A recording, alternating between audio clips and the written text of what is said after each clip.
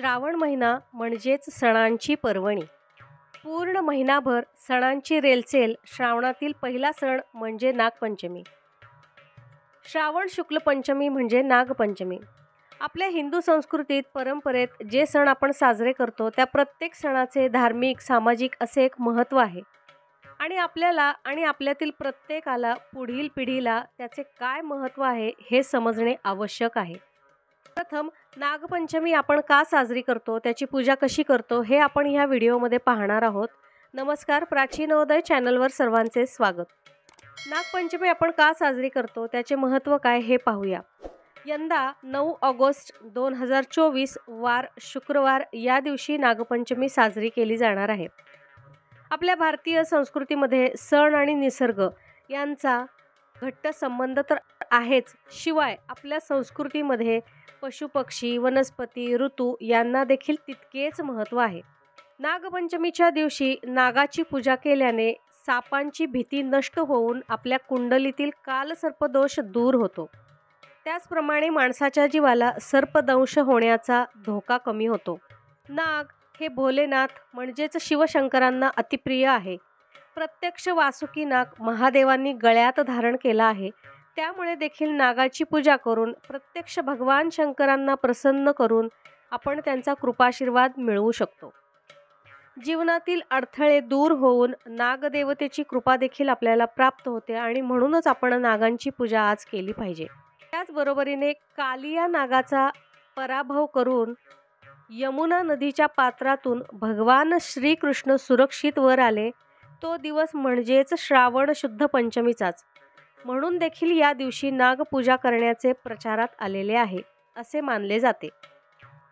त्याचप्रमाणे सापाला शेतकऱ्याचा मित्र मानले गेलेले आहे. शेतीमध्ये उंदीर घुशी यांना खाऊन साप एका दृष्टीने आपल्या पिकांचे संरक्षणच करत असतो.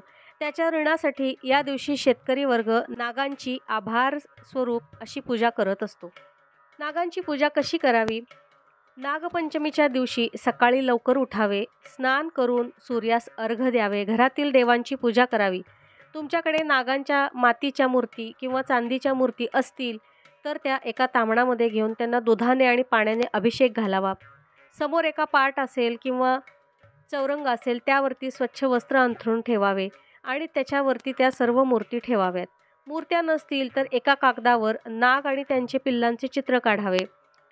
ह्या नागांच्या 9 प्रतिमा काढाव्यात. 9 प्रतिमा म्हणजेच अनंत, वासुकी, शेष, कबल, शंखपाल, पद्मनाभ, धृतराष्ट्र, तक्षक व कालिया ह्या 9 नागांच्या नामावलीचे स्मरण करून पूजा करावी. पाटावर हळद चंदनाने नाग नागिन पिल्लांची चित्रे 9 चित्रे अशी काढून घ्यावीत. त्यानंतर त्यांना हळदी कुंकू अक्षता व्हावे, सुंदर रांगोळी काढावी, आघाडा दुर्वा फुले व्हावीत आणि कापसाची माळ म्हणजेच गेज माळ घालावी. धूप दीप दाखवावा. दूध साखर ज्वारीच्या लाह्या नैवेद्य म्हणून दाखवाव्या. त्याचप्रमाणे पुरणाचे दिंडे, साखर खोबऱ्याचे दिंडे, गव्हाची खीर असे नैवेद्य दाखवण्याची देखील पद्धत आहे. आपल्या घरातील प्रथेनुसार नैवेद्य दाखवावा. त्यानंतर नागपंचमीची कहाणी वाचावी, ऐकावी, आरती करावी. पूजा करताना नागाचा पुढील मंत्र म्हणावा.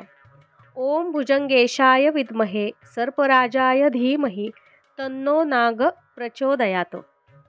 तसेच प्रवेशद्वारावर किंवा प्रवेशद्वारासमोर देखील नागांच्या प्रतिमा रांगोळीने काढाव्यात.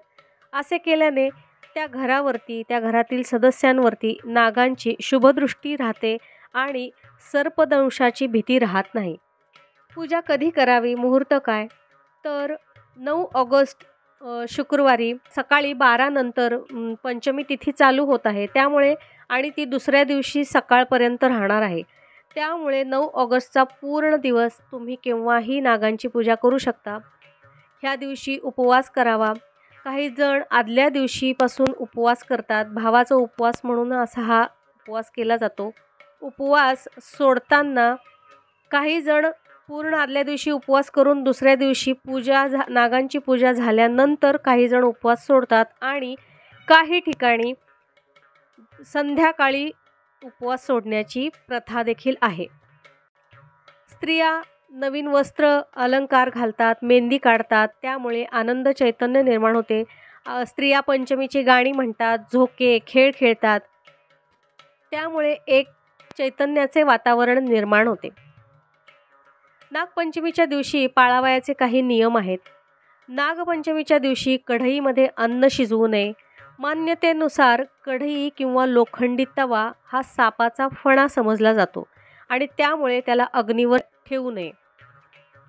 तसेच या दिवशी तळणे, चिरणे, भाजणे, टोकदार वस्तूंचा वापर करणे ह्या दिवशी टाळावे. झाडे तोडू नयेत, शेतीची कामे करू नयेत. या दिवशी वारुळाचे पूजन देखील शुभ मानले गेले आहे. गावाकडे ह्या गोष्टी करता येऊ शकतात, कारण तिथे तेवढा मोठा वावर असतो, तिथे मोठी झाडे असतात, तेवढी जागा असते, त्याच्या शेत असते, त्यामुळे तिथे काही ठिकाणी वारुळे दिसून येतात. पण शहरी ठिकाणी वारुळं मिळणे अवघड असल्याने आपण प्रत्येकाने आपल्या घरातच पूजा मांडून नागांची प्रतिकृती, मूर्ती, चित्रे काढून पूजा करायची आहे. ह्या दिवशी दान देखील केले जाते. दानाला देखील महत्त्व आहे. गरजूंना अन्नदान, वस्त्रदान करावे. आपल्या भागानुसार, घरातील प्रथा पद्धतीनुसार पूजा, उपवास या संदर्भात थोडेफार बदल असू शकतात. हिंदू धर्म आपल्याला निर्जीवांपासून ते सजीव प्राणी मात्रांपर्यंत सर्वच गोष्टी कशा पूजनीय आहेत याची शिकवण देत असतो आणि हे सण त्याचे आपल्या जीवनामध्ये कसे महत्त्व आहे हे वेळोवेळी दाखवून देत असतात. म्हणूनच आपल्याला ह्या सणांचे धार्मिक महत्त्व, त्यामागील देवतांचे महत्त्व, त्याचा उद्देश आणि त्या प्रथा का पडल्या हे सगळे समजते आणि आपण जास्तीत जास्त परमेश्वराच्या जवळ जातो, एकरूप होतो आणि एकंदरीतच परमेश्वराची आपल्यावर, आपल्या कुटुंबावरती कृपादृष्टी राहते आणि घरामध्ये सुख समृद्धी येते. सर्वांना नागपंचमीच्या खूप खूप शुभेच्छा. माहिती आवडल्यास व्हिडिओला लाईक करा, शेअर करा, कमेंट करा. चॅनलला सबस्क्राईब केलं नसेल तर नक्की सबस्क्राईब करा. भेटूया पुढील भागामध्ये नवीन माहितीसह.